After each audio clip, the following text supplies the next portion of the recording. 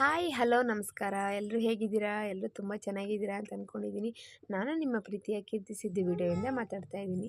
ಇವತ್ತು ನಾನು ಉಪ್ಸಾರು ಮತ್ತು ಮುದ್ದೆ ಒಣಮೆಣ್ಸಿಕಾಯಿ ಖಾರನ ಯಾವ ಥರ ಮಾಡ್ಕೊಳ್ಳೋದು ಅನ್ನೋದನ್ನ ನಿಮಗೆ ತೋರಿಸ್ಕೊಡ್ತೀನಿ. ಸ್ಟವ್ ಹಚ್ಚಿ ಒಂದು ಕುಕ್ಕರನ್ನು ಇಟ್ಟು ಅದಕ್ಕೆ ಎಷ್ಟು ಬೇಕೋ ಅಷ್ಟು ನೀರನ್ನು ಹಾಕ್ಕೊಂಡು ಒಂದು ಬಟ್ಲಷ್ಟು ಬೇಳೆನ ಹಾಕ್ಕೊಂಡು ಒಂದು 4 ಟೊಮೊಟೊನ ಹಾಕ್ಕೊಂಡು ಕೂಗಿಸ್ಕೊಂಡಿದ್ದೆ. ಪಕ್ಕದಲ್ಲೇ ನಾನು ಇನ್ನೊಂದು ಸ್ಟವಲ್ಲಿ ಒಂದು ಬಟ್ಲಷ್ಟು ಹಸಿರು ಕಾಳನ್ನು ತೊಳ್ಕೊಂಡು ಅದನ್ನು ಫ್ರೈ ಮಾಡ್ಕೊಂಡಿದ್ದೀನಿ. ಅದು ಸ್ವಲ್ಪ ಫ್ರೈ ಆದಮೇಲೆ ಅದನ್ನು ಕೂಡ ತೊಳೆದು ನಾನು ಕುಕ್ಕರ್ಗೆ ಹಾಕೋಂತ ಇದ್ದೀನಿ.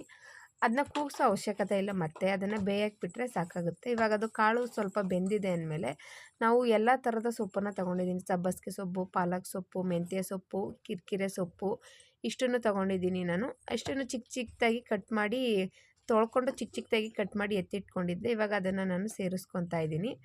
ಅದನ್ನು 1 ನಿಮಿಷಗಳ ಕಾಲ ಅದನ್ನು ಮುಚ್ಚಿ ಬೇಯಿಸ್ಕೋಬೇಕಾಗತ್ತೆ ಸೊಪ್ಪನ್ನೆಲ್ಲ ಹಾಕಿದ್ಮೇಲೆ. ಇವಾಗ ಅದು ಸೊಪ್ಪೆಲ್ಲ ಬೆಂದಿದೆ ಒಂದು ಕಾಲು ಭಾಗ ಅಂತಂದಮೇಲೆ ಅದಕ್ಕೆ ರುಚಿಗೆ ತಕ್ಕಷ್ಟು ಉಪ್ಪನ್ನು ಹಾಕ್ಕೊಂಡು ನೀಟಾಗಿ ಮಿಕ್ಸ್ ಮಾಡ್ಕೋಬೇಕು.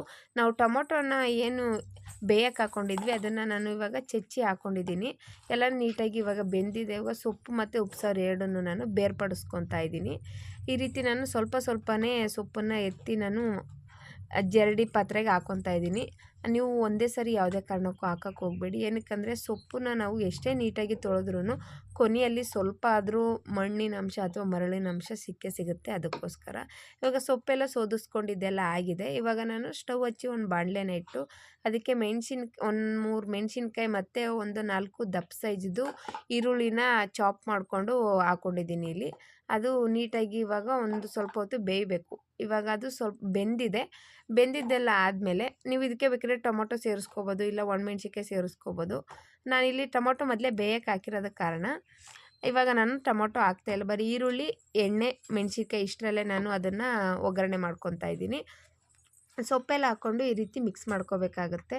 ಯಾಕೆ ಸ್ಪೂನ್ ಮುಖಾಂತರ ನೀವು ಮಿಕ್ಸ್ ಮಾಡ್ಕೋಬೋದಲ್ಲ ಅಂತ ಕೇಳ್ಬೋದು. ಆ ರೀತಿ ಮಾಡೋದ್ರಿಂದ ಮೊದಲೇ ಸೊಪ್ಪು ಬೆಂದಿರುತ್ತೆ. ಈ ರೀತಿ ಮಿಕ್ಸ್ ಮಾಡೋದ್ರಿಂದ ಸೌಟ್ ಮುಖಾಂತರ ಅದು ಇನ್ನೂ ಕೂಡ ಜಾಸ್ತಿ ಹಿಟ್ಟು ಥರ ಆಗಿಬಿಡುತ್ತೆ. ಅದಕ್ಕೋಸ್ಕರ ಮೊದಲು ಆ ರೀತಿ ಮಿಕ್ಸ್ ಮಾಡಿಕೊಂಡು ನಾನಿಲ್ಲಿ ಕಾಯನ್ನು ಆ್ಯಡ್ ಮಾಡ್ಕೊತಾ ಇದ್ದೀನಿ. ಕಾಯಿನ ಹಾಕೋದ್ರಿಂದ ಸೊಪ್ಪು ಇನ್ನೂ ಹೆಚ್ಚು ಟೇಸ್ಟನ್ನು ಕೊಡುತ್ತೆ. ಅದಕ್ಕೋಸ್ಕರ ಇವಾಗ ಸೊಪ್ಪು ರೆಡಿಯಾಗಿದೆ. ಇವಾಗ ನಾನು ಇನ್ನೊಂದು ಸೈಡಲ್ಲಿ ಮುದ್ದೆನ ಮಾಡ್ಕೊತಾ ಇದ್ದೀನಿ.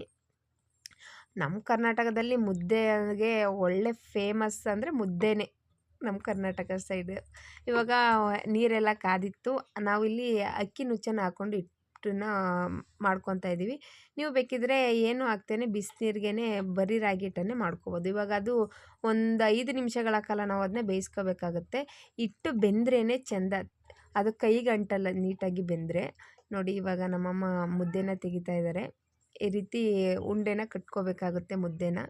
ಯಾರೆಲ್ಲ ಹೊಸದಾಗಿ ನನ್ನ ಚಾನಲ್ ನೋಡ್ತಾ ಇದ್ದೀರಾ ಪ್ಲೀಸ್ ಲೈಕ್ ಮಾಡಿ, ಶೇರ್ ಮಾಡಿ, ಕಮೆಂಟ್ ಮಾಡಿ, ಸಬ್ಸ್ಕ್ರೈಬ್ ಮಾಡ್ಕೊಂಡು ನೋಡಿ. ನೀವು ಸಬ್ಸ್ಕ್ರೈಬ್ ಮಾಡ್ಕೊಂಡು ನೋಡೋದ್ರಿಂದ ನಾನು ಏನೇ ಹೊಸ ಅಡುಗೆನ ಹಾಕಿದ್ರೂ ನಿಮಗೆ ಬೇಗನೆ ರೀಚ್ ಆಗುತ್ತೆ. ಹಾಗೆ ಯಾರಿಗೆಲ್ಲ ಈ ವಿಡಿಯೋ ಇಷ್ಟ ಆಯಿತು ಲೈಕ್ ಮಾಡಿ, ಕಮೆಂಟ್ ಮಾಡಿ. ಇವಾಗ ಮುದ್ದೆ ಎಲ್ಲ ರೆಡಿಯಾಗಿದೆ. ಉಪ್ಸಾರು, ಮುದ್ದೆ, ಸೊಪ್ಪು ಎಲ್ಲನೂ ರೆಡಿ ಆಯಿತು. ಫೈನಲಿ ಊಟ ರೆಡಿ. ಈ ಬೇಸಿಗೆ ಕಾಲಕ್ಕಂತೂ ಇದು ಒಳ್ಳೆ ಬೆಸ್ಟ್ ಊಟ ಅಂತಲೇ ಅನ್ಬೋದು.